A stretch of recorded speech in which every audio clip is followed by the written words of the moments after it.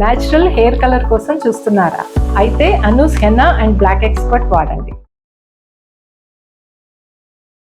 నమస్తే, welcome to Suman TV. నేను పద్మిని. ప్రస్తుతంతో పాటు ప్రముఖ ఆధ్యాత్మికవేత్త, వాస్తు జ్యోతిష పండితులు, లలిత ఉపాసకులు, వాస్తు జ్యోతిష శిక్షణ నిపుణులు బ్రహ్మశ్రీ నానాజీ పట్నాయక్ గారు మనతో పాటు ఉన్నారు. మాట్లాడదాం సార్. నమస్తే సార్. శ్రీమాత్రే నమః.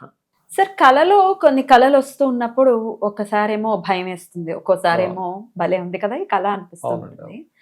కళలో పెళ్లి జరిగినట్టు ఒకవేళ కళ వస్తే అది దేనికి సంకేతం అనేది ఒక పాయింట్ సార్.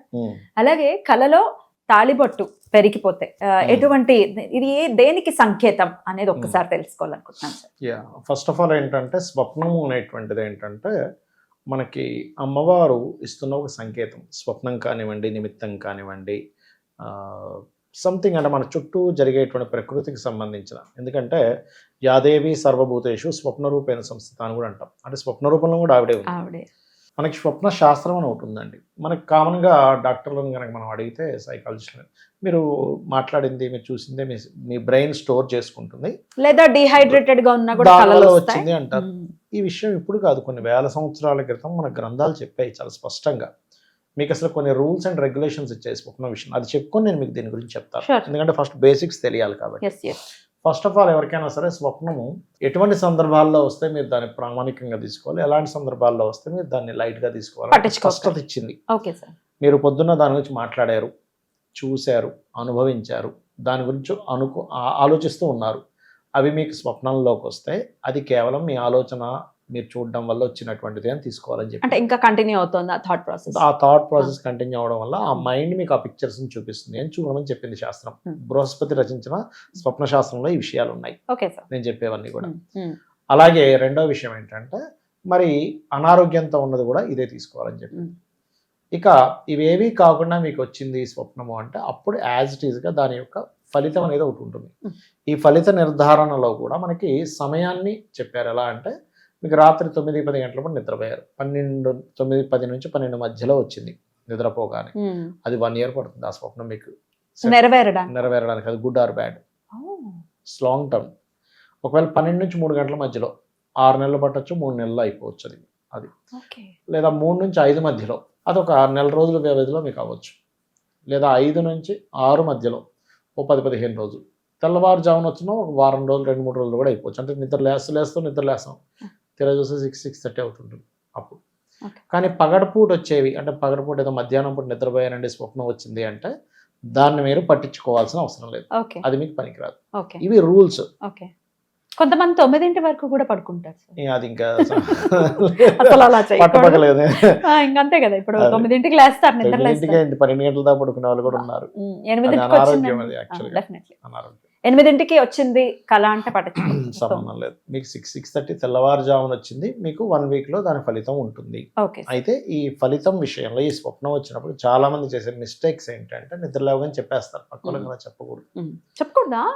మంచి కళలైనా చెడు కళైనా చెప్పొద్దని చెప్తుంది శాస్త్రం. ఏం చెప్తుంది అంటే మీకు మంచి కళ వచ్చినా చెడు కళ వచ్చినా, మీకు అర్ధరాత్రి కూడా వచ్చింది అనుకోండి, ఓ చెడు కళ వచ్చింది, నిద్ర లేచి కాలు చేతులు కడుక్కొని దైవనామస్మరణ చేసుకొని నిద్రపోమని చెప్పింది.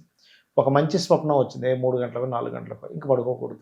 ఏమవుతుందంటే ఇప్పుడు చెడుకలు వచ్చింది, మీరు దైవనామస్మరణ చేసి కాలు చేతులు కడుక్కొని దైవనామస్మరణ చేసుకొని మళ్ళీ నిద్రపోయారు. మంచి కళ వచ్చింది అనుకోండి, ఆ చెడు కళని మీ మంచి కళ తీసేస్తుంది, ఆ దోషాన్ని. అలాగే చెడు స్వప్నం వచ్చిందండి, నిద్ర లేచిన తర్వాత ఎటువంటి స్వప్నం రాలేదు అన్నప్పుడు ఉదయం నిద్ర లేచి చక్కగా మీ కాలకృత్యాలు తీర్చుకొని ఇంట్లో పూజాది కార్యక్రమాలు చేసుకొని ఆలయానికి వెళ్ళి ఆలయంలో దర్శనం చేసుకొని మీరు గజేంద్ర మోక్ష ఘట్టం కానీ, త్రిజట స్వప్న వృత్తాంతం కానీ, రామాయణ మహాభారతాలు లాంటి షార్ట్ ఫామ్లో వినడం కానీ చదవడం కానీ చేసి మధ్యాహ్నం అన్నం తిన్న తర్వాత చెప్పాలి స్వప్నాన్ని ఇంట్లో.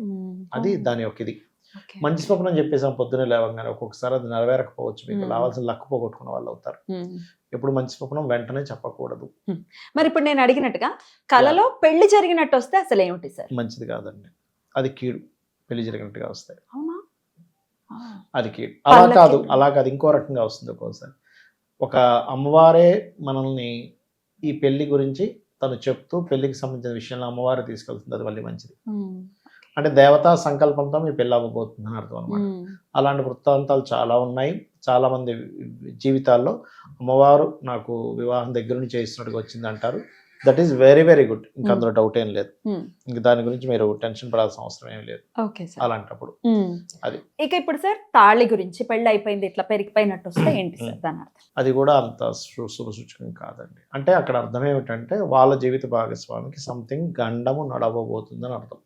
అలాంటప్పుడు ఏదైనా క్షేత్ర దర్శనం చేసుకోవడం కానీ, ఇంట్లో ఏదైనా ఒక మంచి కార్యం చేసుకోవడం కానీ, ఎందుకంటే ఇంట్లో ఒక్కోసారి గబ్బిలం వచ్చి వెళ్తుంది, అది కూడా సంథింగ్ నెగిటివ్ సైడ్. ఇలాంటి స్వప్నాలు రావడము మనకి అలా జరిగినప్పుడు ఏమవుతుందంటే 2 సింటమ్స్ నేను చూశాను నా లైఫ్లో. అలా స్త్రీకి ఎవరికైనా వచ్చినప్పుడు అనారోగ్య బాధ వచ్చిపోయిందంటే ఏం టెన్షన్ పడకండి, కానీ ఏమీ జరగట్లేదు బాగానే ఉందంటే మాత్రం చాలా పెద్ద డిజాస్టర్ జరగబోతున్నారు. తుఫాన్ వచ్చే ముందు ఏమీ కనబడదు చూసారు స్టార్టింగ్, అంత ప్రశాంతంగా ఉంటుంది, అంత ప్రశాంతంగా ఉంటుంది, ధన్మ అనేది జరుగుతుంది. కాబట్టి అది ఇక్కడ ఏంటంటే ఎప్పుడు కూడా స్వప్నాన్ని మనకి కొన్ని పారామీటర్స్ చెప్పారు శాస్త్రంలో. మీకు మీ స్వప్నంలో మీరు ఎలా ఉన్నారు అంటే పెళ్లి మంచిదే కదా నేను వచ్చి, కానీ పెళ్లి విషయంలో అలా చెప్పలే. మీరు ఒక్కోసారి కొండ ఎక్కుతున్నట్టు వచ్చింది మంచిది, కానీ కొండ నుంచి పడిపోతున్నట్టు వస్తే మంచిది కాదు. నిప్పు వచ్చింది మంచిదే, కానీ ఎలాంటి నిప్పు రావాలేదు, జస్ట్ ఒక దీపం వెలిగించాం మంచిది. లేకపోతే మనం ఒక కాగడ అంటారు సరే, చీకట్లో ఎవరో మనకు కాగడ ఇచ్చారు అంటే దాని అర్థం ఏమిటంటే నువ్వు నీకేమీ కనబడిన స్థితిలో తోచని స్థితిలో ఉన్నప్పుడు నీకు ఒకరి సహాయం అందబోతుంది. అలా కాదు ఊరంతా తగలబడిపోతుంది, అది మంచిది కాదు. ఇప్పుడు కొండ మీద నుంచి పడిపోతుంటాయి అని అన్నారు కదా సార్, పడిపోతున్నప్పుడు ఎవరో ఒకళ్ళు మనల్ని పట్టుకొని హెల్ప్ చేస్తున్నారు అన్నప్పుడు ఎగ్జాక్ట్లీ. ఎందుకంటే అలా జరిగినప్పుడు మీరు ఎక్కడో డౌన్ ఫాల్ అవుతుంటే మీరు మిమ్మల్ని మళ్ళీ ఎవరో ఒకరు మిమ్మల్ని సపోర్ట్ చేస్తారు అని మనం అర్థం చేసుకోవాలి. బ్యూటిఫుల్, అద్భుతం సార్, మంచి పాయింట్ ఇది. అంటే మనం అక్కడ ఎలా జరుగుతుంది ఆ స్వప్నంలో మీకు ఎటువంటి అనుభూతి చూస్తున్నారు. ఇప్పుడు చూడండి, పాము కరిస్తే మంచి స్వప్నంలో కీడు ఆరోపణలో పోయినట్టు. అంటే కొన్ని దోషాలు మనకి మనం నిజ జీవితంలో అనుభవించవలసినటువంటిది అమ్మవారు ఈ జీవుడికి స్వప్న రూపంలో అనుభవింపజేస్తుంది ఆవిడ అనుగ్రహంతో. మనకంటే స్వప్నం వేరు నిజం వేరు, కానీ అమ్మవారికి కర్మను ఎలాగైనా అనుభవింపజేయగలదు కదా ఆవిడ తలుచుకుంటే. ఇలాగే అనుభవించాలని రూలే ఉంది. ఇదే భూమి నుంచి రకరకాల పంటలు వస్తున్నాయి, మట్టి ఒకటే, మరి ఎందుకు అలా వస్తున్నాయి? అలాగే జీవుడు ఒక్కడే, అతను స్వప్న రూపంలోనే ఆవిడ అనుభవం చేయగలదు, నిజ రూపంలోనే అనుభవం చేయగలదు. కాబట్టి అమ్మవారి ఆరాధన రెగ్యులర్ గా చేసేటువంటి వారికి ఆవిడ అనుగ్రహంతో మనకు వచ్చినటువంటి ఒక స్వప్నము ఆ రూపంలో దోషం పోతుంది. కాకపోతే ఎప్పుడు నేను చాలాసార్లు గమనించాను, చెడు స్వప్నాలు వచ్చినప్పుడు మాత్రం గజేంద్ర మోక్షం ఘట్టం చేసుకుంటే వాళ్ళకి 100% అది జరగట్లేదండి, పోతుంది వెంటనే ఇమ్మీడియట్ గా. వినొచ్చా సార్? ఇప్పుడు విన్నా సరిపోతుంది. మనకి ప్రవచనకర్తల వారివి, సామవేదం గారి వీళ్ళందరూ ఉన్నాయి, వీళ్ళవి వాళ్ళు చక్కగా గజేంద్ర మోక్షం అని పెట్టుకుంటే 1-2 గంటల్లో అయిపోతుంది. లేదు అవన్నీ నాకు తెలియదు అని అనుకుంటే శుభ్రంగా ఇమాజినేషన్ చేసుకోమని చెప్పింది. ఉదయం పొద్దున నిద్ర లేచిన వెంటనే గజేంద్ర మోక్షం ఇమాజినేషన్ చేసుకుని సరిపోతుంది. అలాగా చక్కగా కూర్చొని గజేంద్రుడు తన యొక్క ఆడ ఏనుగులతో అలా అడవిలో వెళ్తూ ఉండగా దాహం వేసింది, ఒక కొలను కనబడింది. ఆ కొలం దగ్గరికి వెళ్ళి నీళ్ళు తాగడమే కాకుండా కొంచెం వాళ్ళు అల్లరి కూడా చేశారు. ఆ అల్లరి శబ్దానికి ఎక్కడో ఉన్నటువంటి మొసలు వచ్చి కాలు పట్టుకుంది. కొంచెం సేపు వాళ్ళిద్దరి మధ్య భీకర యుద్ధమే జరిగింది. రాను ఆ యొక్క గజేంద్రుడి యొక్క బలం తగ్గుతూ వచ్చింది. ఇంకా అక్కడ అతను ప్రార్థన స్టార్ట్ చేశాడు స్వామివారిని, నువ్వే దిక్కు స్వామి అని, అన్యదా శరణం నాస్తి అని. ఎక్కడో ఉన్నటువంటి విష్ణువు వచ్చాడు, చక్రాన్ని వదిలాడు, ఆ యొక్క ముసలి యొక్క కంఠాన్ని ఇచ్చేశాడు, ఆ పద్మంతో తన యొక్క తల మీద నిమిరాడు, మోక్షం లభించింది. అది మనం చేసుకుంటే ప్రతిరోజు దీన్ని తలుచుకుంటే 100% ఇప్పటివరకు నేను చాలా మంది చెప్పాను, అందరూ కూడా సార్ చాలా రిలీఫ్ ఉంది సార్, నా లైఫ్లో టెన్షన్స్ పోయాయి అని చెప్పిన వాళ్ళే ఉన్నారు.